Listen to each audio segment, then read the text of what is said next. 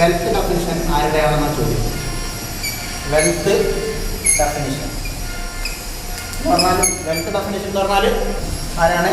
Adam Smith എന്ന് പറയുന്നത്. Adam Smith. അപ്പോൾ ചിലപ്പോൾ ചോദിക്കാം വെൽത്ത് ഡെഫിനിഷൻ കൊണ്ടുവന്നത് ആരാണെന്ന് ചിലപ്പോൾ ചോദിക്കാം. അപ്പോൾ പറയുന്നത് ആഡം സ്മിത്ത് എന്നാണ് പറയുന്നത്. വെൽത്ത് ഡെഫിനിഷൻ എന്താണെന്നുള്ളത് പഠിക്കണമെന്നില്ല, അത് ചോദിക്കാറില്ല. വെൽത്ത് ഡെഫിനിഷൻ എന്ന് പറയുന്നത് എന്താണ്? വെൽത്തിനാണ് അദ്ദേഹം പ്രാധാന്യം കൊടുത്തത്. വെൽത്തിനെ കുറിച്ചുള്ള, സമ്പത്തിനെ കുറിച്ചുള്ള പഠനമാണ് സാമ്പത്തിക ശാസ്ത്രം എന്നാണ് ആഡം സ്മിത്ത് പറഞ്ഞത്. ഓക്കെ, അതാണ് വെൽത്ത് ഡെഫിനിഷൻ എന്ന് പറയുന്നത്. നിങ്ങൾ സ്ട്രെസ് ചെയ്യേണ്ടത് എന്താണ്? ഈ വെൽത്ത് ഡെഫിനിഷൻ ആരുടെ കോൺട്രിബ്യൂഷൻ ആണെന്നുള്ളതാണ് സ്ട്രെസ് ചെയ്യേണ്ടത്. അതാണ് ചോദിക്കുക. ആഡം സ്മിത്തിൻ്റെതാണ് വെൽത്ത് ഡെഫിനിഷൻ. ഇനി ഓർമ്മിക്കേണ്ടത് അദ്ദേഹത്തിൻ്റെ ഒരു ബുക്കാണ്. ഈ ഒരു കാര്യം എക്കണോമിക്സിൻ്റെ വെൽത്ത് ഡെഫിനിഷൻ അദ്ദേഹം നിർവചിച്ചിരിക്കുന്ന ഒരു ബുക്കുണ്ട്. ആ ബുക്കിൻ്റെ പേര് ചോദിക്കാറുണ്ട്. അദ്ദേഹത്തിൻ്റെ പുസ്തകത്തിൻ്റെ പേര് 1-2 വർഷങ്ങളിൽ ചോദ്യം കണ്ടിട്ടുണ്ട്. അപ്പോൾ ആ ബുക്കിൻ്റെ പേരെന്താണ്? An inquiry into the nature and causes of wealth of nations എന്നാണ്. അത് എഴുതിയെടുക്കണം ആ ബുക്കിൻ്റെ പേര്, അദ്ദേഹത്തിൻ്റെ ബുക്ക്. ഈ ഒരു കാര്യം അദ്ദേഹം അഭിപ്രായപ്പെട്ട ബുക്കാണ് എൻ എൻക്വയറി ഇൻ ടു, ഇത് ഇംഗ്ലീഷിൽ എഴുതണേ, ഇനി മലയാളം ഏതൊരു ബുക്കിൻ്റെ പേരാണ്. An inquiry into nature and causes of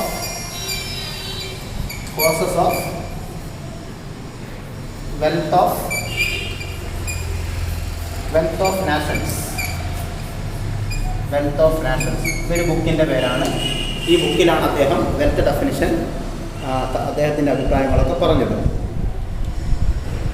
ആ ബുക്ക് പബ്ലിഷ് ചെയ്ത വർഷം ഇമ്പോർട്ടൻ്റ് ആണ്, അതും ചോദിച്ചിട്ടുണ്ട്. 1776 ആണ്. 1776 ഈ ഒരു പുസ്തകം പബ്ലിഷ് ചെയ്തത്. അപ്പോൾ വെൽത്ത് ഡെഫിനിഷനുമായി ബന്ധപ്പെട്ട് ഓർമ്മിക്കേണ്ട കാര്യം ഇതാണ്. ആരാണ് വെൽത്ത് ഡെഫിനിഷൻ്റെ ആൾ? ആഡം സ്മിത്താണ്. അദ്ദേഹത്തിൻ്റെ ബുക്കാണ് an inquiry into the nature and causes of wealth of nations. പുസ്തകം പബ്ലിഷ് ചെയ്ത വർഷം 1776.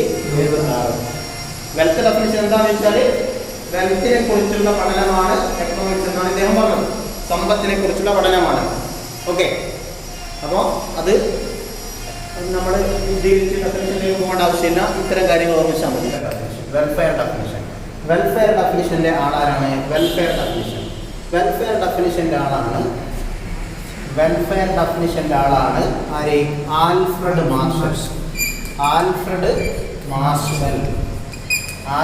മാർഷലാണ് വെൽഫെയർ ഡെഫിനിഷൻ്റെ ആൾ. ഇദ്ദേഹത്തിൻ്റെ കോൺട്രിബ്യൂഷനാണ് വെൽഫെയർ ഡെഫിനിഷൻ. ഇതും ചോദിച്ചിട്ടുണ്ട്. വെൽഫെയർ ഡെഫിനിഷൻ്റെ ആളാരാണ്? കോൺട്രിബ്യൂട്ട് ചെയ്ത ആരാണ്? ആൽഫ്രഡ് മാർഷലാണ്. ഓക്കെ, ഇദ്ദേഹത്തിൻ്റെ ഒരു ബുക്സ് ഉണ്ട്, അതും പ്രധാനപ്പെട്ടതാണ്. പ്രിൻസിപ്പിൾസ് ഓഫ് എക്കണോമിക്സ് എന്നാണ്. പ്രിൻസിപ്പിൾസ് ഓഫ്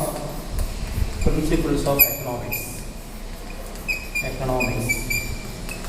ഇതിൻ്റെ വർഷങ്ങൾ പഠിക്കണമെന്നില്ല, ഇതിനെ ചോദിക്കാറില്ല. അപ്പോൾ ഇവിടെ ഓർമ്മിക്കേണ്ടത് welfare definition, Alfred Marshall, principles of economics. ഇത് ബുക്സാണ്.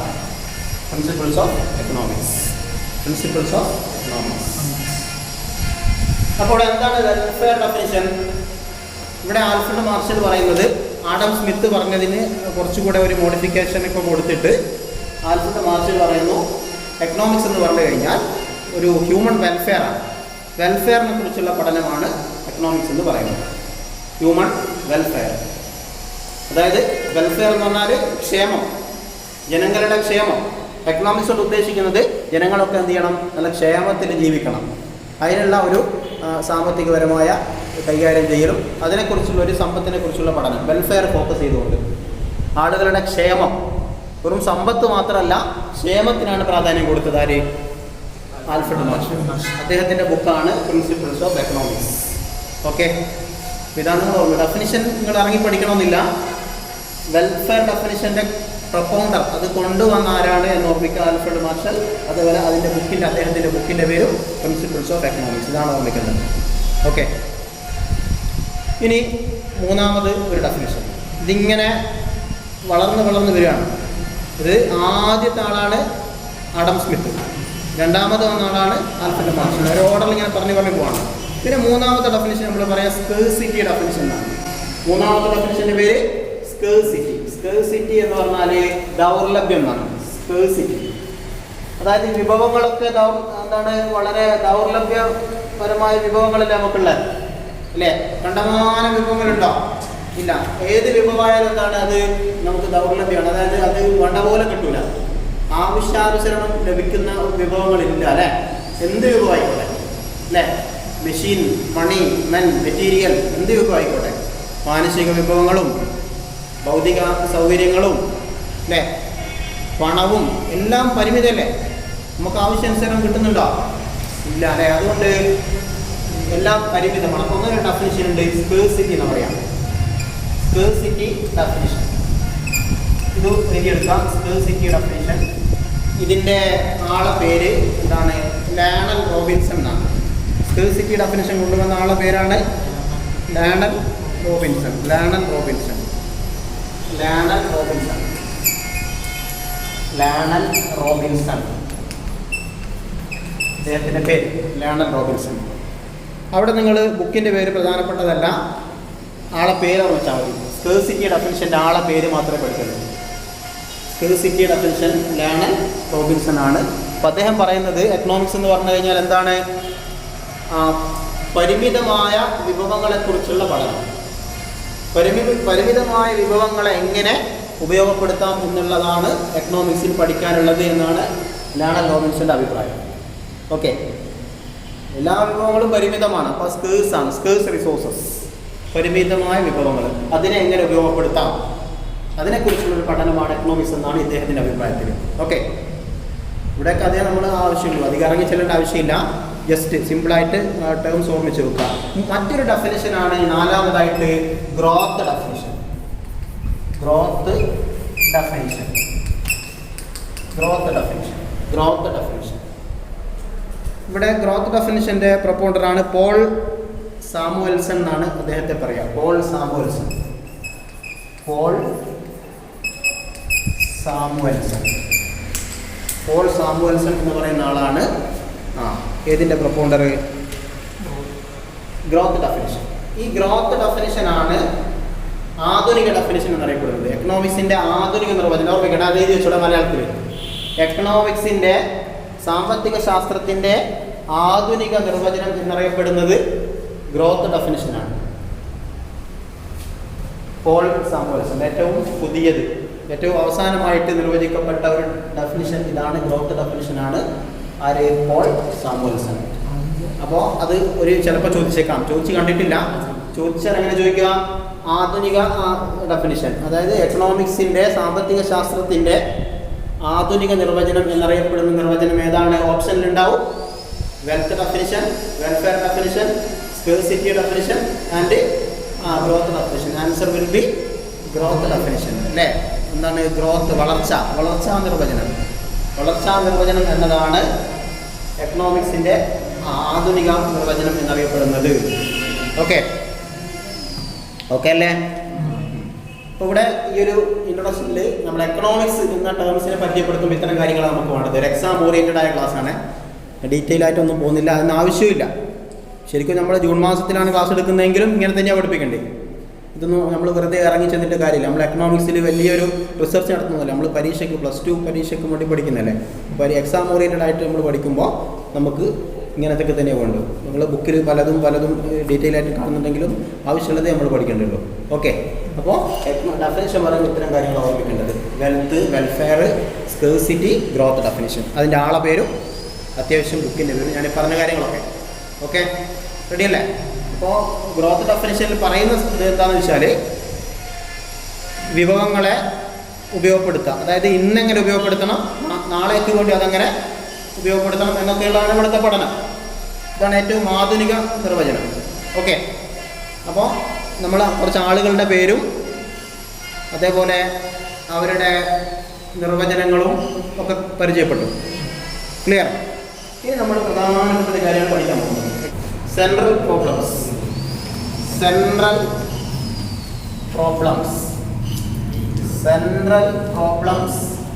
In an economy. Central problems in an economy, ഇതാണ് question. Central problems in an economy, ഇതിൻ്റെ മലയാളം പറയുകയാണെങ്കിൽ എന്താണ്? Central problems in an economy എന്ന് പറയുകയാണെങ്കിൽ ഇതിൻ്റെ മലയാളം എന്താണ്? ഒരു കേന്ദ്രീകൃത പ്രശ്നങ്ങൾ, അതായത് കേന്ദ്ര പ്രശ്നങ്ങൾ, ഒരു രാജ്യത്തെ ഏറ്റവും പ്രധാനപ്പെട്ട പ്രശ്നങ്ങൾ എന്തൊക്കെയാണ്? സാമ്പത്തിക ശാസ്ത്രത്തിൻ്റെ പോയിന്റ് ഓഫ് വ്യൂ നോക്കുമ്പോൾ ഒരു രാജ്യത്തെ സെൻട്രൽ പ്രോബ്ലംസ്, നിങ്ങൾ ചോദ്യപേപ്പറിൽ ഇംഗ്ലീഷിലും ഉണ്ടാവും മലയാളത്തിലും ഉണ്ടാവും. ഇംഗ്ലീഷ് രണ്ട് വായിച്ചു നോക്കണം. ചില ക്വസ്റ്റ്യൻ ഇംഗ്ലീഷ് വായിച്ചാലാണ് മനസ്സിലാവാം, ചില ക്വസ്റ്റ്യൻ മലയാളം വായിച്ചാലാണ് മനസ്സിലാവാം. നിങ്ങൾ എഴുതുന്നത് മലയാളത്തിലാണെങ്കിലും ചോദ്യം എന്ത് ചെയ്യണം? ഇംഗ്ലീഷിലുള്ളതോ കൂടി നോക്കണം. ഓക്കെ, സെൻട്രൽ പ്രോബ്ലംസ് എന്ന് പറയാം, കേന്ദ്ര പ്രശ്നങ്ങൾ. അതിൻ്റെ കൃത്യമായിട്ട് മലയാളം പറയുകയാണെങ്കിൽ ഇതാണ് കേന്ദ്ര പ്രശ്നങ്ങൾ എന്നാണ് പറയാം. ഒരു രാജ്യത്തിലെ കേന്ദ്രീകൃത പ്രശ്നം, കേന്ദ്ര പ്രശ്നം മലയാളം പറയാം അല്ലേ? അടിസ്ഥാന സാമ്പത്തിക പ്രശ്നങ്ങൾ കാണുന്നത് ഒരു രാജ്യത്തെ അടിസ്ഥാന സാമ്പത്തിക പ്രശ്നങ്ങൾ എന്ന് പറഞ്ഞാൽ ഒരു രാജ്യത്തെ എക്കണോമിക്സിൻ്റെ പോയിന്റ് ഓഫ് വ്യൂ നോക്കുകയാണെങ്കിൽ ഒരു രാജ്യത്തെ എന്തൊക്കെ പ്രശ്നങ്ങളാണുള്ളത്. ഓക്കെ, മനസ്സിലാവുന്നില്ലേ? അപ്പോൾ ആദ്യമായിട്ട് പ്രശ്നങ്ങൾ പറയാം അല്ലേ? പ്രശ്നങ്ങൾ എന്തൊക്കെയാണ്? ഒറ്റയടിക്കാനെന്ന് പറഞ്ഞുതരാം. ഒന്നാമത്തെ പ്രശ്നം എന്താണെന്നറിയാം? ഒന്നാമത്തെ പ്രശ്നം എന്ന് പറയുന്നത് what to produce and in what quantities. അതാണ് ഒന്നാമത്തെ പ്രശ്നം. What to produce and in what quantities. English എഴുതണേ. ഇത് ഞാൻ ബോർഡിൽ എഴുതുന്നത് ഇംഗ്ലീഷ് നിങ്ങൾ എഴുതിയിരുന്നു. വിശദീകരണം തരുമ്പോൾ ഞാൻ മലയാളത്തിൽ പറഞ്ഞു. What to produce and in what quantities. ഇതാണ് ഒന്നാമത്തെ പ്രശ്നം. എന്തുൽപ്പാദിപ്പിക്കണം, എത്ര അളവിൽ ഉൽപ്പാദിപ്പിക്കണം. അവിടെ എഴുതി വെച്ചോളാം ബ്രാക്കറ്റിൽ. What to produce and in what quantities. എന്തുൽപ്പാദിപ്പിക്കണം, എത്ര അളവിൽ ഉൽപ്പാദിപ്പിക്കണം. അതൊരു പ്രശ്നമാണ് രാജ്യത്ത്. കാരണം വിഭവങ്ങൾ പരിമിതമല്ലേ. ഈ പ്രശ്നങ്ങൾ ഉണ്ടാവാനുള്ള കാരണം ഞാൻ ഇപ്പോൾ പറഞ്ഞുതരാം. 4 കാരണങ്ങളുണ്ട്. പിന്നെ മലയാളം എന്തുൽപ്പാദിപ്പിക്കണം, എത്ര അളവിൽ ഉൽപ്പാദിപ്പിക്കണം. എന്തുൽപ്പാദിപ്പിക്കണം കൺഫ്യൂഷനാണ് അല്ലേ? എന്തൊക്കെ ഉൽപ്പാദിപ്പിക്കാനുണ്ട്? ഒരുപാട് ഉൽപ്പന്നങ്ങളില്ലേ, പല മേഖലകളില്ലേ അല്ലേ? അപ്പോൾ എന്ത് ഉൽപ്പാദിപ്പിക്കണം എന്നുള്ളൊരു പ്രശ്നമാണ്. കൂടുതൽ തുക എങ്ങോട്ട് ഇൻവെസ്റ്റ് ചെയ്യണം, ഏത് മേഖലയിലേക്ക് തിരിക്കണം? വിദ്യാഭ്യാസത്തിൽ ചിലവഴിക്കണോ കൂടുതൽ, അല്ലെങ്കിൽ പ്രതിരോധ മേഖലയിൽ ചിലവഴിക്കണോ, അല്ലെങ്കിൽ മറ്റ് അവശ്യ വസ്തുക്കൾ ഉണ്ടാവില്ലേ, ഭക്ഷ്യവസ്തുക്കൾ, അതിൽ ഇൻവെസ്റ്റ് ചെയ്യണോ അല്ലേ? ഓരോ രാജ്യത്തിനും ഓരോ സ്വഭാവമായിരിക്കും. അമേരിക്ക പോലെയുള്ള രാജ്യങ്ങൾ നമ്മൾ പറയും ഡെവലപ്ഡ് കൺട്രിയാണ്, ഒരുപാട് ഭൗതിക സൗകര്യങ്ങളൊക്കെ ഉണ്ടാകും. പക്ഷേ ഒരുപാട് പട്ടിണി കിടക്കുന്ന ആളുകൾ അവിടെയൊക്കെ ഉണ്ട്. ഓക്കെ, ചില രാജ്യങ്ങൾ കൂടുതൽ ഫോക്കസ് ചെയ്യുക പ്രതിരോധ മേഖലയിലാണ്. ചില രാജ്യങ്ങൾ എന്താണ് മോഡേൺ സൗകര്യങ്ങൾ, മോഡേണൈസേഷൻ, ഭൗതിക സൗകര്യങ്ങൾ മെച്ചപ്പെടുത്തും. ഇന്ത്യ പോലെയുള്ള രാജ്യങ്ങൾക്ക് വലിയ പ്രശ്നമാണിത്. What to produce and in what quantities. ഒരുപാട് ജനസംഖ്യയുള്ള പോപ്പുലേറ്റഡ് കൺട്രിയാണ് ഇന്ത്യ. ഇന്ത്യ പോലുള്ള രാജ്യങ്ങളുടെ പ്രധാന ഒരു പ്രശ്നമാണ് what to produce and in what quantities എന്നുള്ളത്. എന്തുൽപ്പാദിപ്പിക്കണം, എത്ര അളവിൽ ഉൽപ്പാദിപ്പിക്കണം എന്നുള്ളൊരു പ്രശ്നമാണ്. ഓക്കെ, രണ്ടാമത്തെ പ്രശ്നം എന്താണ്? How to produce. അതിൻ്റെ കൂടെ തന്നെ അങ്ങ് പോട്ടെ എഴുതിയിട്ട് നമുക്ക് സ്പീഡിൽ അങ്ങ് പോവാം. ഹൗ ടു പ്രൊഡ്യൂസ്, രണ്ടാമത്തെ പ്രശ്നം. ഹൗ ടു പ്രൊഡ്യൂസ് എന്ന് പറഞ്ഞാൽ എങ്ങനെ ഉൽപ്പാദിപ്പിക്കണം.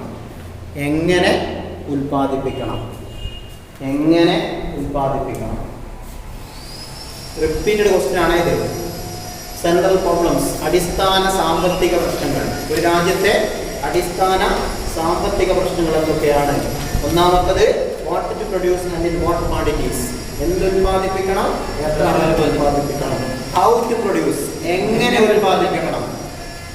അത് അങ്ങനെ പറഞ്ഞാൽ എങ്ങനെ ഉൽപ്പാദിപ്പിക്കണം എന്ന് പറഞ്ഞാൽ 2 രൂപത്തിൽ ഉൽപ്പാദനം നടത്താം. 2 ടെക്നോളജി ഉണ്ട്. ലേബർ ഇൻറ്റൻസീവ് ടെക്നോളജിയും ക്യാപിറ്റൽ ഇൻറ്റൻസീവ് ടെക്നോളജിയും.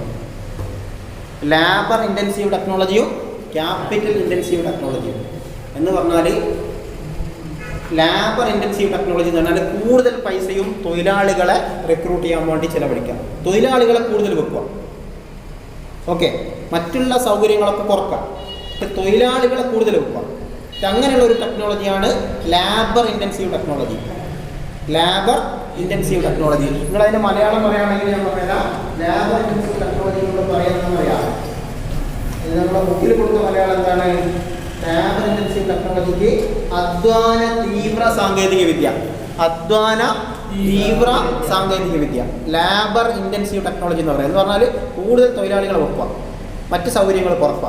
അതാണ് അധ്വാന തീവ്ര സാങ്കേതിക വിദ്യ. ഒന്നാമത്തെ ടെക്നിക്ക് എങ്ങനെ ഉൽപ്പാദിപ്പിക്കണം എന്നതിൻ്റെ മറുപടി അവിടെ നമ്മൾ വരേണ്ടി എന്നാൽ നിങ്ങൾ ആൻസർ ഷീറ്റ് വേറെ ചെയ്യുമ്പോൾ പോയിന്റുകളാണ് നോക്കുക. നിങ്ങൾ എത്ര വൃത്തിയിൽ ഇങ്ങനെ പാരഗ്രാഫാക്കി എഴുതി എന്നൊന്നുമല്ല കാര്യം, ചില പോയിന്റുകൾ അതിൽ വരണം.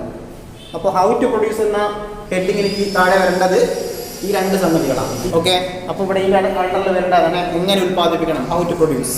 ക്യാപിറ്റൽ ഇൻറ്റൻസീവ് ടെക്നോളജി ആണോ ലേബർ ഇൻറ്റൻസീവ് ടെക്നോളജി ആണോ വേണ്ടത് എന്നൊരു തീരുമാനമാണ് ഇവിടെ വരേണ്ടത്. ഓക്കെ, മൂന്നാമത്തെ പ്രശ്നം എന്താണ്? For whom to produce. For whom to produce. അപ്പോൾ മൂന്നാമത്തെ പ്രശ്നം എന്ത്? For whom to produce. For whom to produce എന്ന് പറഞ്ഞാൽ ആർക്ക് വേണ്ടി ഉൽപ്പാദിപ്പിക്കണം. എന്തൊക്കെയാ? എന്തുൽപ്പാദിപ്പിക്കണം, എത്ര അളവിൽ ഉൽപ്പാദിപ്പിക്കണം, എങ്ങനെ ഉൽപ്പാദിപ്പിക്കണം. മൂന്നാമത്തെ പ്രശ്നം ആർക്ക് വേണ്ടി, ഫോർ ഹൂം ടു പ്രൊഡ്യൂസ്, ആർക്ക് വേണ്ടി ഉൽപ്പാദിപ്പിക്കണം. ഇവിടെ എന്താ നമ്മൾ വരേണ്ടിയ പോയിന്റ്? ആർക്ക് വേണ്ടി ഉൽപ്പാദിപ്പിക്കണം എന്ന് പറഞ്ഞാൽ എന്താണ്? ആർക്ക് വേണ്ടി ഉൽപ്പാദിപ്പിക്കണം എന്ന് പറഞ്ഞാൽ ഇവിടെ നമ്മൾ ഓർമ്മിക്കേണ്ട കാര്യം ഉൽപാദന ഘടകങ്ങളാണ്. ഉൽപാദനം നടക്കണമെങ്കിൽ ചില ഘടകങ്ങൾ ആവശ്യമാണ്. ഉൽപാദന ഘടകങ്ങൾ: ഭൂമി, തൊഴിലാളികൾ, തൊഴിൽ ശക്തി, പിന്നെ മൂലധനം, അതേപോലെ സംഘാടനം. ഇങ്ങനെ 4 ഉൽപാദന ഘടകങ്ങളുണ്ട്. Land, labour, capital, organisation. ഇങ്ങനെ 4 ഉൽപാദന ഘടകങ്ങളുണ്ട്. ഈ 4 ഉൽപാദന ഘടകങ്ങൾ അതിന് റിട്ടേണും കൊടുക്കണം. ഉൽപാദന ഘടകങ്ങൾക്കൊക്കെ എന്തുണ്ട്? റിട്ടേൺ. അവർക്കൊക്കെ എന്ത്? ഒരു പ്രതിഫലം. ആ പ്രതിഫലം അതിൻ്റെ ഡിസ്ട്രിബ്യൂഷൻ, അതാണ് ഉദ്ദേശിക്കുന്നത്. ലാൻഡിന് കൊടുക്കുന്ന പ്രതിഫലം എന്താണ്? ഭൂമിക്ക് വാടകയാണ്. ഭൂമിക്ക് കൊടുക്കുന്നത് വാടകയാണ്. അതേപോലെ തൊഴിലാളികൾക്ക് കൊടുക്കുന്നത് വേതനാണ്. മൂലധനത്തിന് കൊടുക്കുന്ന പലിശയാണ്, ഇൻട്രസ്റ്റ് ആണ്. സംഘാടനത്തിന് കൊടുക്കുന്നത് പ്രോഫിറ്റാണ് അഥവാ ലാഭമാണ്. ഓക്കെ, ഈ 4 കാര്യങ്ങളാണ് നമ്മൾ ഇവിടെ ഇതിനണ്ടറിൽ വരേണ്ടത്. അതിൻ്റെ ഡിസ്ട്രിബ്യൂഷൻ അതെങ്ങനെ? ഭൂമി കൂടുതൽ ഭൂമി ഉപയോഗിക്കണോ, അല്ലേ? അതിന് കൂടുതൽ ഇൻട്രസ്റ്റ് പിന്നെ വാടക കൊടുക്കാൻ വേണ്ടിയാണോ ഫണ്ട് ഉപയോഗിക്കേണ്ടത്, അല്ലെങ്കിൽ വേതനത്തിനാണോ കൂടുതൽ, അല്ലെങ്കിൽ പ്രോഫിറ്റാണോ, അല്ലെങ്കിൽ എന്താണ് പിന്നെ ഇൻട്രസ്റ്റ് പലിശയാണോ? ഇങ്ങനെയുള്ള ആ ഒരു ഡിസ്ട്രിബ്യൂഷൻ, ഫാക്ടേഴ്സ് ഓഫ് ഡിസ്ട്രിബ്യൂഷനാണ് ഇവിടെ ഉദ്ദേശിക്കുന്നത്. ഉൽപാദന ഘടകങ്ങൾ ഇതിനണ്ടറിൽ വരേണ്ടത്. ഓക്കെ, ഇത് ഓക്കെ നിങ്ങൾ എഴുതിയെടുക്കേണ്ടത് ഇതാണ് അടിസ്ഥാനപരമായ പ്രശ്നങ്ങൾ. ഈ 3 ഹെഡിങ് ഓർമ്മിക്കാം. ഇതിൻ്റെ ഉള്ളിൽ എന്താ എഴുതേണ്ടത്? ഇത് പല പോലത്തൊരു ക്വസ്റ്റ്യൻ വരും. ഇതിപ്പോൾ 2 മാർക്കിനാ വന്നെന്ന് വിചാരിക്കും. 2 മാർക്കിനാ വന്നെങ്കിൽ നിങ്ങളിത് മാത്രം എഴുതിയാൽ മതി. എന്തുൽപ്പാദിപ്പിക്കണം, എത്ര അളവിൽ ഉൽപ്പാദിപ്പിക്കണം, എങ്ങനെ ഉൽപ്പാദിപ്പിക്കണം, ആർക്ക് ഉൽപ്പാദിപ്പിക്കണം. ആൻസറായി. ഇനി കുറച്ച് വലിയ ക്വസ്റ്റ്യനായിട്ടാണ് വന്നെങ്കിൽ, ഒരു 6, 5, 6 മാർക്കിനാണ് വന്നെങ്കിൽ ഇതിൻ്റെ ഉള്ളിൽ എന്ത് ചെയ്യണോ? പലതും എഴുതി കൊടുക്കണം. ഒരു രാജ്യത്തെ അടിസ്ഥാന പ്രശ്നങ്ങൾ ഇതാണ്. ഓക്കെ അല്ലേ? യെസ്. ഇനി നമ്മൾ നോക്കുന്നത് ഇങ്ങനെ പ്രശ്നം ഉണ്ടാകുന്നത് എന്തുകൊണ്ടാണ്? കോസസ്. ഇതിൻ്റെ causes of central problems. Causes of central problems in economy. ഇതിൻ്റെ കാരണങ്ങൾ. Causes of central problems. Causes of central problems. ഇങ്ങനെയുള്ള പ്രശ്നങ്ങൾ ഉണ്ടാവാനുള്ള കാരണം എന്തായിരിക്കും? പല കാരണങ്ങൾ, 4 കാരണങ്ങളാണ് പ്രധാനമായിട്ട്. ഒന്നാമത്തെ കാരണം എന്താണ്? വിഭവങ്ങൾ പരിമിതമാണ്. അത് തന്നെ. ഓക്കെ, വിഭവങ്ങൾ പരിമിതമാണ്. അതാണ് ഒന്നാമത്തെ കാരണങ്ങൾ, അല്ലേ? Resource R scarce. വിഭവങ്ങൾ പരിമിതമാണ്. അപ്പോൾ അതെന്ത് ചെയ്തോ? അത് നിങ്ങൾ ഇപ്പോൾ തന്നെ പറഞ്ഞത് 4 കാരണങ്ങൾ ഇപ്പം എഴുതി വെച്ചിട്ട് മലയാളത്തിൽ തന്നെ എഴുതി വെച്ചത്. പരിമിതമായ വിഭവശേഷി എന്ന് പറഞ്ഞാൽ വിഭവങ്ങൾ പരിമിതം. എന്ത് വിഭവം ആയിക്കോട്ടെ പരിമിതമല്ലേ? നമുക്ക് 100 രൂപ വേണമെന്ന് വിചാരിച്ചാൽ നമുക്ക് കിട്ടുന്നുണ്ടോ? ചിലപ്പോൾ 10 രൂപ കിട്ടുമോ, അല്ലേ? നമ്മൾ 1000 രൂപ വേണമെന്ന് വിചാരിച്ചാൽ നമുക്ക് 100 രൂപ കിട്ടുമോ? എന്ത് അങ്ങനെ തന്നെയാണ്, അല്ലേ? വിഭവങ്ങൾ പരിമിതമാണ്. ഓക്കെ അല്ലേ? യെസ്. നമുക്ക് ആവശ്യം നമ്മൾ എന്ത് ചെയ്യുന്നില്ല, നമ്മൾ വിചാരിക്കുന്നൊന്നും കിട്ടുന്നില്ല. അതാണ് ഒരു പ്രശ്നം. ഒരു രാജ്യം വിചാരിക്കുന്നൊന്നും ചെയ്യുന്നില്ല, കിട്ടുന്നില്ല. അതുകൊണ്ടാണ് ഒന്നാമത്തെ കാരണം പ്രശ്നം ഉണ്ടാവാൻ. എന്തുൽപ്പാദിപ്പിക്കണം, എത്ര അളവിൽ ഉൽപ്പാദിപ്പിക്കണം, എങ്ങനെ ഉൽപ്പാദിപ്പിക്കണം, ആർക്ക് വേണ്ടി ഉൽപ്പാദിപ്പിക്കണം എന്നുള്ള പ്രശ്നം ഉണ്ടാവാനുള്ള കാരണം ഒന്നാമത്തെ ഇതാണ്, വിഭവങ്ങൾ പരിമിതമാണ്. രണ്ടാമത്തത് നമ്പർ 2. രണ്ടാമത്തത് മനുഷ്യൻ്റെ ആ പരിമിതമായ ആവശ്യങ്ങൾ. മനുഷ്യൻ്റെ ആ പരിമിതമായ ആവശ്യങ്ങൾ, മനുഷ്യൻ്റെ ആ പരിമിതമായ ആവശ്യങ്ങൾ അല്ലേ, അൺലിമിറ്റഡ് നീഡ്സ് എന്ന് വേണമെങ്കിൽ പറയാം അല്ലേ, അൺലിമിറ്റഡ് നീഡ്സ്. ഒന്നാമത്തെ പേരും സ്കേഴ്സ് റിസോഴ്സസ്. ഒന്നാമത്തത് പരിമിതമായ വിഭവങ്ങൾ എന്നല്ലേ പറഞ്ഞാൽ.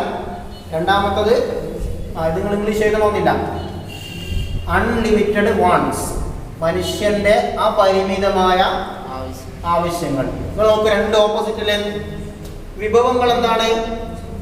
ലിമിറ്റഡ് ആണ്. സ്കേഴ്സിന്റെ വേറെ വാക്കാണ് ലിമിറ്റഡ്. ഇത് ലിമിറ്റഡും ഇത് അൺലിമിറ്റഡും. ഇത് റിസോഴ്സ് ലിമിറ്റഡും ആവശ്യങ്ങൾ അൺലിമിറ്റഡും. അതാണ് കാരണം. വിഭവങ്ങൾ പരിമിതം, പക്ഷെ നമ്മുടെ ആവശ്യങ്ങളോ അപരിമിതമാണ്, അൺലിമിറ്റഡ് ആണ്. അതാണ് ഒരു പ്രശ്നം, മറ്റൊരു കാരണം. മൂന്നാമത്തത് വിഭവങ്ങൾക്കുള്ള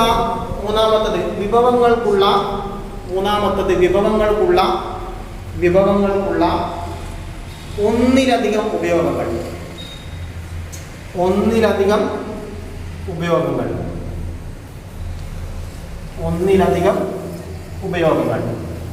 അപ്പോൾ അതിന് നമ്മൾ പറയാം ഓൾട്ടർനേറ്റീവ് യൂസസ് എന്നാണ്. ഓൾട്ടർനേറ്റീവ് യൂസസ്, ഒന്നിലധികം ഉപയോഗങ്ങൾ. അപ്പോൾ അല്ലേ കൺഫ്യൂഷൻ ആവാം. ഒരു സാധനത്തിന് ഒരു ഉപയോഗം മാത്രമേ ഉള്ളൂ എങ്കിൽ, എന്തോ ഒരു വസ്തുവിന് ഒരു ഉപയോഗം മാത്രമല്ല കൺഫ്യൂഷൻ ഉണ്ടാവും. ക്യാഷ്, പണത്തിന് ഒരുപാട് ഉപയോഗങ്ങളില്ലേ, പണം കൊണ്ട് പലതും ചെയ്യാൻ പറ്റില്ലേ, അതുകൊണ്ടാണ് ഈ പ്രശ്നം. ഓക്കെ, അപ്പോൾ ഒന്നിലധികം ഉപയോഗങ്ങൾ, ഒരു വസ്തുവിൻ്റെ ഒന്നിലധികം ഉപയോഗങ്ങൾ, അതൊരു കാരണമാണ്. കൺഫ്യൂഷൻ ആവും, എന്തിനു വേണ്ടി ഉപയോഗിക്കണം. ഒരു കാര്യം മാത്രമേ ചെയ്യാൻ പറ്റുമെങ്കിൽ ആ പ്രശ്നം ഉണ്ടാവില്ല അല്ലേ, അതാണ് മറ്റൊരു കാരണം. ഒന്നുകൂടെ എഴുതി വെച്ചോ. നാലാമത്തത് വിഭവങ്ങൾക്കുള്ള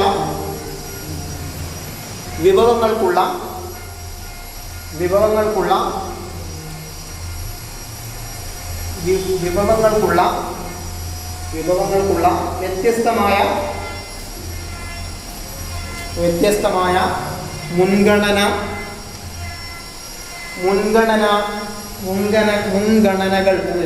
മുൻഗണനകൾ. വിഭവങ്ങൾക്കുള്ള വ്യത്യസ്തമായ മുൻഗണനകൾ. ഒരുപാട് ഉപയോഗമുണ്ട് എന്ന് പറഞ്ഞു അല്ലേ. ഇവിടെ നോക്ക്, വിഭവങ്ങൾക്ക് ഒരുപാട് ഉപയോഗമുണ്ട് എന്ന് പറഞ്ഞു, എന്നാലും മുൻഗണനയുണ്ട്. അതാ പ്രശ്നം. ഓക്കെ, ഒരുപാട് ഉപയോഗം. പണം നമുക്ക് പല ആവശ്യങ്ങൾക്ക് വേണ്ടി ഉപയോഗിക്കാം, പക്ഷെ അതിൽ മുൻഗണനയിലെ ഇന്നതിന് മുൻഗണന കൊടുക്കണം, രണ്ടാമത് ഇന്ന് ചെയ്യണം, മൂന്നാമത് ഇന്ന് ചെയ്യണം. ഒരു മുൻഗണനയുണ്ട്, അതാണ് പ്രശ്നം. ഈ അടിസ്ഥാന സാമ്പത്തിക പ്രശ്നങ്ങൾ ഉണ്ടാവാനുള്ള കാരണം അതാണ്, പ്രിഫറൻസ്, മുൻഗണന. ഓക്കെ, വിഭവങ്ങൾക്ക് അപരിമിതമായ അല്ലേ, ജനങ്ങളുടെ ആവശ്യങ്ങൾ അപരിമിതമാണ്, വിഭവങ്ങൾ പരിമിതമാണ്, വസ്തുക്കൾക്ക് ഒന്നിലധികം ഉപയോഗങ്ങളുണ്ട്, ആ ഉപയോഗങ്ങൾക്ക് തന്നെ മുൻഗണനയുണ്ട്. ഇതാണ് പ്രശ്നങ്ങൾക്ക് കാരണം. പഠിച്ചല്ലോ, 4 കാര്യങ്ങൾ പഠിച്ചില്ലേ? ഒന്നുകൂടെ പറയാം. വിഭവങ്ങൾ പരിമിതമാണ്, ജനങ്ങളുടെ ആവശ്യങ്ങൾ അപരിമിതമാണ്, ഒരു വസ്തുവിന് വിഭവങ്ങൾക്ക് ഒരുപാട് ഉപയോഗങ്ങളുണ്ട്, വ്യത്യസ്തമായ പലതരം ഉപയോഗങ്ങളുണ്ട്. മാത്രമല്ല ആ ഉപയോഗങ്ങൾക്ക് എന്താണ്, മുൻഗണനയുണ്ട് അല്ലേ, വിവിധങ്ങളായ മുൻഗണനയുണ്ട്. ഇതൊക്കെയാണ് ഒരു രാജ്യത്തെ സമ്പദ് വ്യവസ്ഥയിൽ ഉണ്ടാകുന്ന സെൻട്രൽ പ്രോബ്ലംസ്, അടിസ്ഥാന പ്രശ്നങ്ങളുടെ മൂല കാരണങ്ങൾ. ഓക്കെ അല്ലേ? ഇനി എന്ത് വേണോ, നമ്മൾ നേരത്തെ പറഞ്ഞ ക്വസ്റ്റ്യനില്ലേ, സാമ്പത്തിക പ്രശ്നങ്ങളുടെ കാരണങ്ങൾ നമ്മളിപ്പോൾ കണ്ടു. ഇതിന് വിശദീകരണമൊന്നും വേണ്ട, ഇത് നിങ്ങൾ എഴുതി തന്നെ മതി. ഓക്കെ, ഒരു എസ്സേ ചോദ്യമാണ് ഇപ്പോൾ പറഞ്ഞത്. ഒരു രാജ്യത്തെ ഒരു സമ്പദ് വ്യവസ്ഥയിലെ അടിസ്ഥാന പ്രശ്നങ്ങളും അതിൻ്റെ കാരണങ്ങളും എന്ന് ചോദിക്കുകയാണെങ്കിൽ 8 മാർക്കിൻ്റെ ചോദ്യം. നല്ല സാധ്യത ചോദിക്കാനൊരു സുഖമുള്ള ക്വസ്റ്റ്യനാണ്. അങ്ങനെ 8 മാർക്കിന് ചോദിച്ചാൽ ഞാൻ കണ്ടിട്ടില്ല, എന്നാലും ചോദിക്കാൻ സുഖമുണ്ട്. കാരണം രണ്ടും കൂടെ മിക്സ് ചെയ്തിട്ട് എന്തൊക്കെയാണ് സാമ്പത്തിക പ്രശ്നങ്ങൾ, എന്തൊക്കെയാണ് കാരണങ്ങൾ. ഓക്കെ, അപ്പോൾ കാരണങ്ങൾ ഇത്ര മതി, നിങ്ങൾ എങ്ങനെ എഴുതിയാൽ മതി. പക്ഷേങ്കിൽ പ്രശ്നങ്ങൾ എഴുതുമ്പോൾ ഓരോന്നിനും വിശദീകരണം കൊടുക്കണം. ഓക്കെ അല്ലേ? അത് നമ്മൾ എഴുതിയെടുക്കുക, ആ വിശദീകരണങ്ങൾ ഓരോ ദിവസവും നമുക്ക് പഠിച്ചു പോകണം കേട്ടോ. നമുക്ക് നാളത്തെ നമ്മൾ ജൂൺ മാസത്തിലല്ല ഇത് എടുക്കുന്നത്, അതുകൊണ്ട് ഇപ്പോൾ എടുത്ത് ഇങ്ങനെ നമുക്ക് പഠിക്കണം. ഓക്കെ അല്ലേ? എഴുതാം. പിന്നെ ലാബർ ഇൻറ്റൻസീവ് ടെക്നോളജി ഇതിൻ്റെ ബ്രാക്കറ്റിൽ ലേബർ ഇൻറ്റൻസീവ് ടെക്നോളജിൻ്റെ ബ്രാക്കറ്റിൽ അത്യാവശ്യം ഇംഗ്ലീഷും പഠിച്ചോ, ഓർമ്മയിൽ അത് എഴുതണ്ട, ഓർമ്മിക്കാൻ പറ്റുന്നവരുടെ അത് എഴുതിക്കോ. നമുക്ക് ഇതിൽ മാർക്ക് കിട്ടും, ഇയാൾ കുഴപ്പമില്ല എന്നുള്ള മനസ്സിലാവുക പേപ്പർ കാണുമ്പോൾ നല്ലൊരു ഇമ്പ്രഷൻ ഉണ്ടാകും. നമ്മൾ ആൻസർ ചെയ്യുന്നുണ്ടാകും. ആദ്യത്തെ 2 പേജിൽ ഒരു തെറ്റും ഉണ്ടാകാൻ പാടില്ല, അറിയുന്നത് എഴുതാൻ പാടില്ല. നമ്മളെ കത്തിയിടിയൊക്കെ ലാസ്റ്റേക്ക് വെക്കണം. ആദ്യത്തെ 2-3 പേജിൽ തെറ്റുണ്ടാകണം, വരേഷൻ അപ്പോൾ ഇമ്പ്രഷൻ വേണം. അപ്പോൾ ലേബർ ഇൻറ്റൻസീവ് ടെക്നോളജി എന്ന് പറഞ്ഞാൽ ബ്രാക്കറ്റ് എഴുതുക തീവ്ര അധ്വാന സാങ്കേതിക വിദ്യ അല്ലേ? നേരെ തിരിച്ചാ അധ്വാന തീവ്ര സാങ്കേതിക വിദ്യ അല്ലേ? അങ്ങനെയല്ലേ? സോറി, അധ്വാന തീവ്ര സാങ്കേതിക വിദ്യ.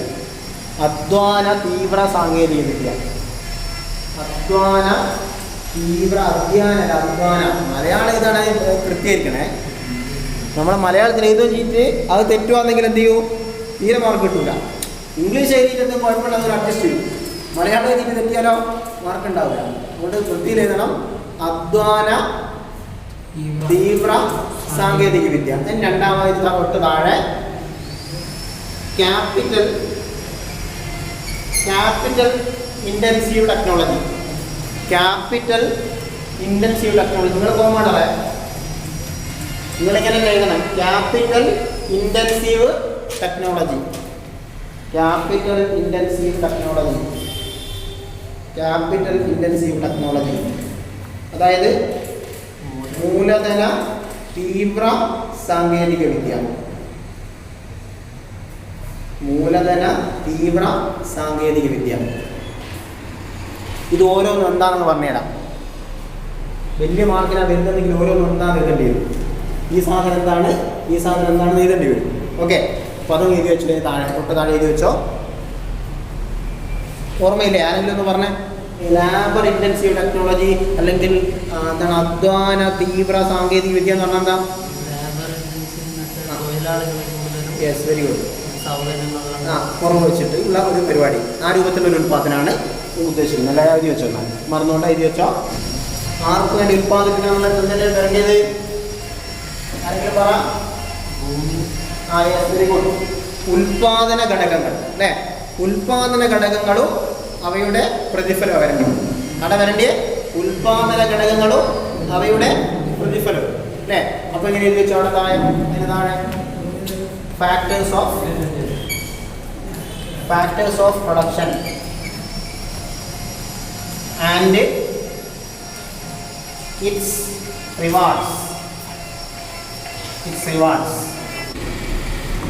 ഉൽപാദന ഘടകങ്ങളും അവയുടെ പ്രതിഫലവും.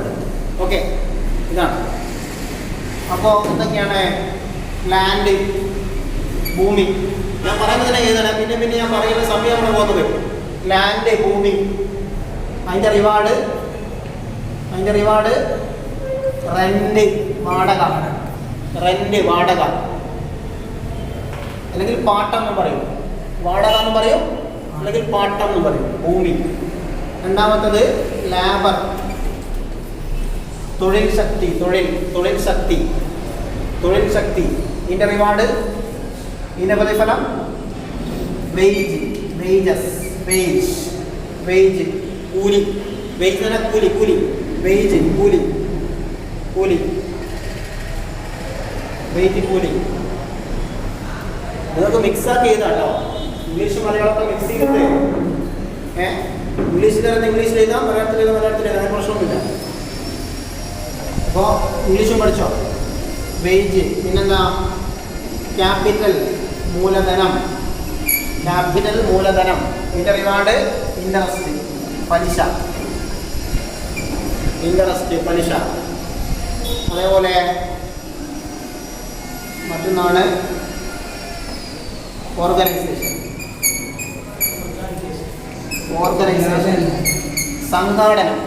ഓർഗനൈസേഷൻ, സംഘാടനം. ഇതൊക്കെ സംഘടിപ്പിക്കണ്ടേ? ഭൂമി, തൊഴിലാളികൾ, മൂലധനം, ഇതൊക്കെ സംഘടിപ്പിക്കണം. അതിന് കുറച്ച് ആൾക്കാർ വേണ്ടേ? ഒരു അധ്വാനം. അതാണ് സംഘാടനം.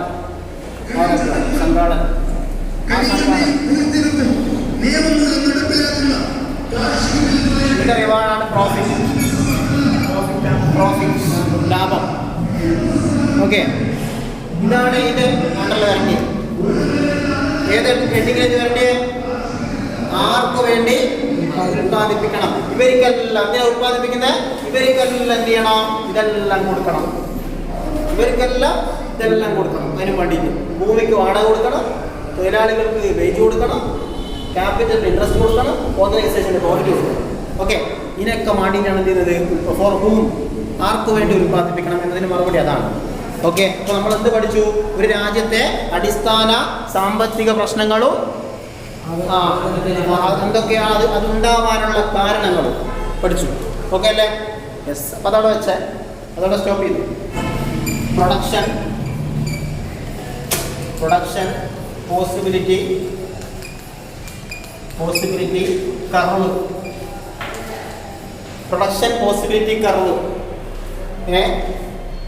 PPC.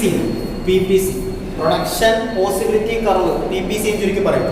ഇനി വേറൊരു പേരുണ്ട്, പ്രൊഡക്ഷൻ പോസിബിലിറ്റി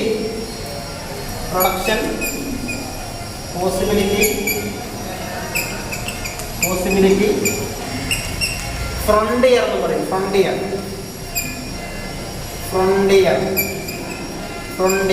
അങ്ങനെയാണ് എന്ന് പറയും. PPF ആയിരിക്കും അല്ലേ?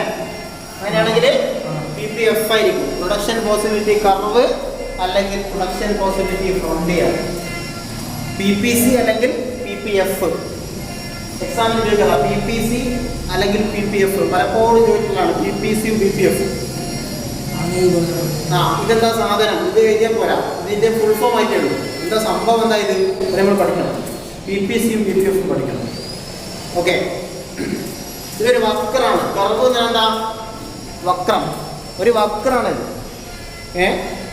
എങ്ങനെയുള്ള വക്രം?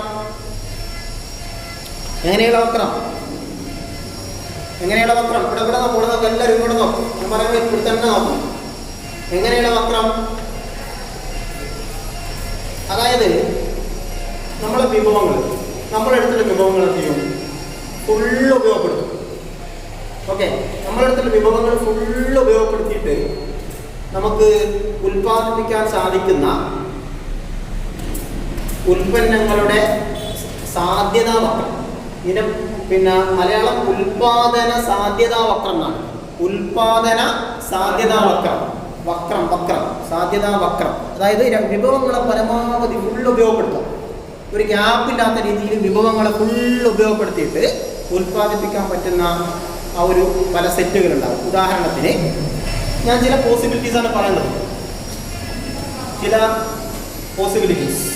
ചില ഉൽപാദന സാധ്യതകൾ, പോസിബിലിറ്റീസ്. പ്രൊഡക്ഷൻ പോസിബിലിറ്റി ഫസ്റ്റിൻ്റെ ഹെഡിങ് ഇതാണ്, പ്രൊഡക്ഷൻ പോസിബിലിറ്റീസ്. കൺസെപ്റ്റ് മനസ്സിലാക്കണേ. Production possibilities. ഓക്കെ, ഇവിടെ ഒരു രാജ്യത്ത് രണ്ട് ഉൽപ്പന്നങ്ങളെ ഉള്ളൂ സങ്കല്പിക്കും. എക്കണോമിക്സ് എന്ന് പറഞ്ഞാൽ ഒരുപാട് സങ്കല്പങ്ങളുണ്ടാവും, ഒരുപാട് അസംഷൻസ്, സങ്കല്പങ്ങളുണ്ടാവും. അപ്പോൾ നമ്മൾ എന്ത് സങ്കല്പിക്കുന്നത്? രണ്ട് സാധനങ്ങളെ ഉൽപ്പാദിപ്പിക്കുന്നുള്ളൂ. ഇന്ത്യയിൽ രണ്ട് സാധനങ്ങൾ ഉൽപ്പാദിപ്പിക്കുന്നുള്ളൂ അല്ല, ആയിരക്കണക്കിന് സാധനങ്ങൾ ഉൽപ്പാദിപ്പിക്കുന്നില്ലേ? പക്ഷെ രണ്ട് സാധനങ്ങളാണ് സങ്കല്പിക്കും. ഗോതമ്പും അരിയും മാത്രമേ ഇന്ത്യയിൽ ഉൽപ്പാദിപ്പിക്കുന്നുള്ളൂ. ഗോതമ്പും അരിയും മാത്രം. ഓക്കെ, റൈസും വീറ്റും മാത്രമേ ഉള്ളൂ. നിങ്ങൾ വിചാരിക്കും റൈസും വീറ്റും മാത്രമേ ഉള്ളൂ, ഗോതമ്പും അരിയും മാത്രമേ ഉള്ളൂ. അരിയും ഗോതമ്പും മാത്രമേ ഉള്ളൂ, റൈസും വീറ്റും മാത്രമേ ഉള്ളൂ വിചാരിക്കും. അങ്ങനെയാണെങ്കിൽ എങ്ങനെയൊക്കെ ഉൽപ്പാദിപ്പിക്കാം? പരമാവധി വിഭവങ്ങൾ മൊത്തം ഉപയോഗിക്കുന്നുണ്ട്. കയ്യിലുള്ള വിഭവങ്ങൾ ഫുള്ള് ഉപയോഗപ്പെടുത്തിയിട്ട് നമ്മൾ ഉപയോഗിക്കുന്നുണ്ട്. A, B, C, D, E ഒരു 5 സെറ്റുകളാണ് നമ്മുടെ സാധ്യതകൾ അവിടെ എഴുതിയത്. A ഒരു സാധ്യത, B മറ്റൊരു സാധ്യത, C മറ്റൊരു സാധ്യത, D മറ്റൊരു സാധ്യത, E മറ്റൊരു സാധ്യത എന്ന് പറഞ്ഞാൽ 10 യൂണിറ്റ് അരി ഉൽപ്പാദിപ്പിക്കുന്നു, 10 കിൻഡൽ അരി ഉൽപ്പാദിപ്പിക്കുന്നു. അങ്ങനെയാണെങ്കിൽ ഗോതമ്പൊന്നും ഉൽപ്പാദിപ്പിക്കാൻ കഴിയൂല. വിഭവങ്ങൾ പരിമിതമല്ലേ? നമ്മളടുത്തുള്ള വിഭവങ്ങൾ ഉപയോഗിക്കുകയാണെങ്കിൽ 10 യൂണിറ്റ് അരി ഉൽപ്പാദിപ്പിക്കുകയാണെങ്കിൽ, 10 കിൻഡൽ അരി ഉൽപ്പാദിപ്പിക്കുകയാണെങ്കിൽ ഗോതമ്പ് ഉൽപ്പാദിപ്പിക്കാൻ കഴിയില്ല, വിഭവം ഉണ്ടാവില്ല. കാരണം ഫുള്ള് നമ്മൾ ഉപയോഗിക്കല്ലേ. ഇനി ഇവിടെ ഇതിനെ 9 ആക്കുകയാണെങ്കിൽ നമ്മുടെ അരി എന്ത് ചെയ്യുന്നത്? 1 യൂണിറ്റ് കുറക്കുന്നു. അങ്ങനെയാണെങ്കിൽ 1 യൂണിറ്റ് എന്ത് ചെയ്യാം? നമുക്ക് ഗോതമ്പുണ്ടാക്കാം. അപ്പോൾ ഇതൊരു സാധ്യതയാണ്, ഇത് മറ്റൊരു സാധ്യതയാണ്. ഇതൊരു പോസിബിലിറ്റിയാണ്, ഇത് മറ്റൊരു പോസിബിലിറ്റിയാണ്. ഓക്കെ അല്ലേ? മറ്റൊരു സാധ്യത സി. മൂന്നാമതൊരു സാധ്യത ഇതെന്തിന് 7 യൂണിറ്റാക്കി ചുരുക്കുന്നു. അരി 7 കിൻഡലാക്കി ചുരുക്കുന്നത്. അങ്ങനെയാണ് നമ്മുടെ ഗോതമ്പ് നമുക്ക് 2 കിൻഡൽ ഉത്പാദിപ്പിക്കാം. Okay, only an example. എന്താണ് PPC എന്നാണ് പറയുന്നത്? ഞാൻ ഇതൊക്കെ ടാബിൾ വരച്ചെന്തിനാ? PPC എന്താന്ന് പറയാൻ, അല്ലെങ്കിൽ PPF എന്താന്ന് പറയാൻ വേണ്ടി. PPC എന്താണ്, PPF എന്താന്ന് പറയാൻ വേണ്ടി ടാബിൾ വരച്ചത്. ഓക്കെ, ഇനി മറ്റൊരു സാധ്യത ഡി. ഇതൊരു 4 യൂണിറ്റ് ആക്കുന്നത്. അങ്ങനെയാണ് ഇവിടെ ഗോതമ്പ് നമുക്ക് എന്ത് ചെയ്യാം? ഒരു 3 യൂണിറ്റ് ഉത്പാദിപ്പിക്കാം. ഇനി ഞാൻ ഇവിടെ എന്ത് ചെയ്യുന്നത്? ഇതിനെ ഒരു യൂണിറ്റ് ആക്കുകയാണെങ്കിൽ ഇവിടെ നമുക്ക് 4 കിൻഡൽ എന്ത് ചെയ്യാം? ഗോതമ്പ് ഉത്പാദിപ്പിക്കാം. ഇങ്ങനെ 5 സാധ്യതയിലെ സാധ്യത എ, സാധ്യത ബി, സി, ഡി, ഇ 5 ഓരോ സാധ്യതകളായി അല്ലേ? അതായത് 10, 0, 9, 1, 7, 2, 4, 3, 1, 4. 5 സാധ്യതകളില്ലേ സെറ്റ് എന്നതിന് പറയാം. ഈ ബ്രാക്കറ്റ് കാണുന്നതിനാ പറയാ. ഇങ്ങനെ കോമ്പൗണ്ടിന്റെ ബ്രാക്കറ്റ് ഇടുന്നില്ലേ, ഇനി പറയാ ഈ എന്താണ് പ്രൊഡക്ഷൻ പോസിബിലിറ്റി സെറ്റ് എന്ന് പറയാം. സെറ്റ്.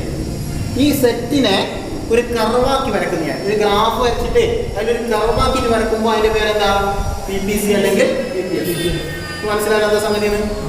അതായത് ഇങ്ങനെ മലയാളത്തിൽ നമ്മൾ പറയാം, ഒരു രാജ്യത്തെ പിന്നെ ലഭ്യമായ വിഭവങ്ങളെ മുഴുവനും ഉപയോഗപ്പെടുത്തി 2 സാധനങ്ങൾ ഉൽപ്പാദിപ്പിക്കുമ്പോൾ 2 സാധനങ്ങളെ ഉൽപ്പാദിപ്പിക്കാൻ കഴിയാവുന്ന പല സാധ്യതകൾ, 2 വസ്തുക്കളുടെ പല ഉൽപ്പാദന സാധ്യതകളെ നമ്മളൊരു ഗ്രാഫിൽ കർവാക്കി വരക്കുമ്പോൾ ലഭിക്കുന്ന ആ ഒരു വക്രമാണ് എന്ത്?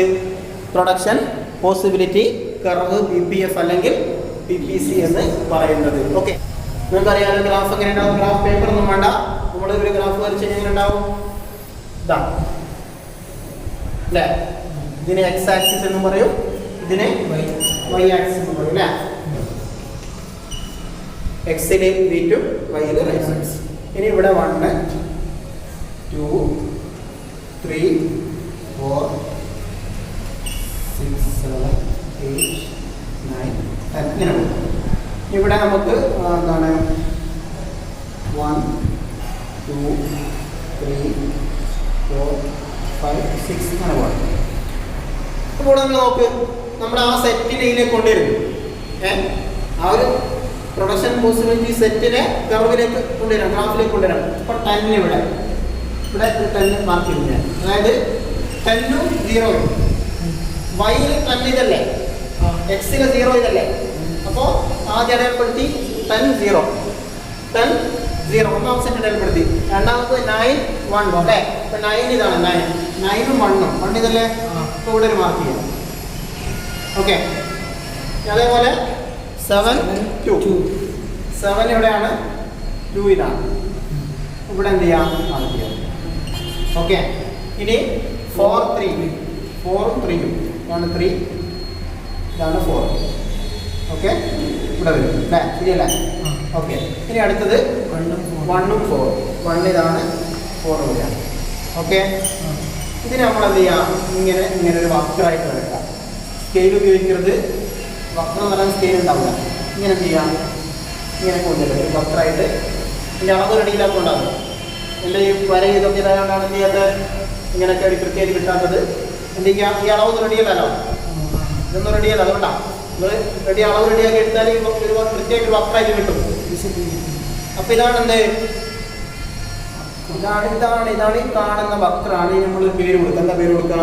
എന്ത് പേര് കൊടുക്കാൻ പ്രശ്നമില്ല കേട്ടോ, ഇഷ്ടമുള്ള പേര് കൊടുക്കാം. അപ്പം നമുക്ക് അതിനെയാണ് ചെയ്യുന്നത്?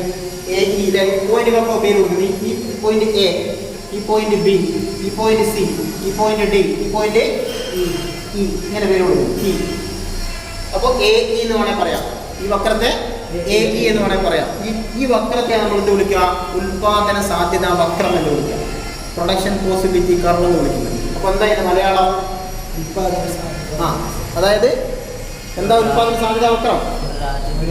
വിഭവങ്ങളെ പരമാവധി ഉപയോഗപ്പെടുത്തിയിട്ട് 2 സാധനങ്ങളെ സങ്കല്പമുണ്ട്. 2 വസ്തുക്കൾ മാത്രമേ ഉൽപ്പാദിപ്പിക്കുന്നുള്ളൂ എന്നുള്ള സങ്കല്പമുണ്ട്. അങ്ങനെ സങ്കല്പിച്ചുകൊണ്ട് വിഭവങ്ങളെ പരമാവധി ഉപയോഗിച്ച് 2 സാധനങ്ങൾ ഉൽപ്പാദിക്കാൻ പറ്റുന്ന പരമാവധി ആ ഒരു പരമാവധി സാധ്യതകളാണ്. അതിനെ ഒരു ഗ്രാഫിൽ പ്ലോട്ട് ചെയ്യുമ്പോഴാണ് നമ്മൾ എന്ത് വിളിക്കുന്നത്? ഉൽപ്പാദന സാധ്യതാ വക്രം എന്ന് വിളിക്കുന്നത്.